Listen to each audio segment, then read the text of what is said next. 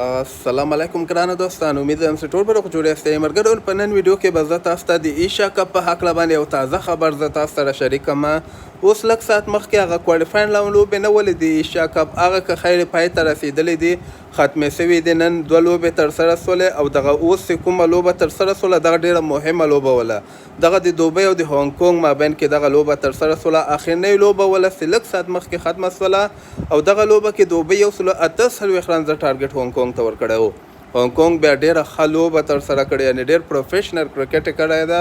په 19 اوورو کې دغه دوبۍ چې کوم ټارګټ ورکړی و دغه یې پوره کړی. اوپنرانو ورته ډېر ښه سټارټ اخیستلی ده، یعنې اولني درې لوبغاړو ورته ډېر ښه رنزونه کړي دي. هانګ کونګ لپاره اوپنر کې دغه نزاکت خان 39 رنزه کړي ده، کپتان هم ده یاسین مرتضی 58 رنزه کړي دي او ون ډاون کې بابر حیات په 26 بالو باندې 38 رنزه کړي دي.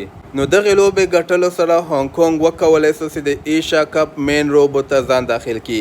یعنې هغه مین لوبو کې چې کوم پاکستان او د هندوستان ګروپ چې کوم ده هغه کې اوس هانګ کونګ هم ول داخل سوی ده او دوبۍ او کویت او سنګاپور چې کوم دي دغه درې وړه اوټ سوي دي. او که وګورئ دغه د هانګ کونګ ټیم چې ما وکته که نه دوی ډیزرو ول، یعنې همدغه ښه ټیم و. دوبۍ کې دوبۍ ټیم که تاسو وګورئ، سنګاپور کویک د درې واړو نه دغه د هانګ کونګ ټیم ښه و. د دوی بیټسمینان هم ښه ول، بالران هم ښه ول. وګوره نن یې ګوره 148 رنزه ټارګټ څومره ښه بیټنګ یې وکړه، یعنې اوپنران ورته ښه سټارټ واخیسته. ون ډاون کې ورته یعنې پروفیشنل کرکټ یې وکړه. په 19 اوورو کې دغه ټارګټ پوره کړی. نو د هانګ کونګ ټیم یو داسې ټیم ده چې پاکستان ته ټف ټایم ورکولی شي په ایشیا کپ کې. صحیح ده، پاکستان او هندوستان ښه ټیمونه دي، ټیسټ پلینګ نیشن ده، خو د شروریزې لوبې داسې وي چې یو دمي که چېرته پریشر ورباندې راسي نو دا هانګ کونګ ټیم چې کوم ده هندوستان سره هم ښه لوبېدلی شي او پاکستان سره هم ښه لوبېدلی شي.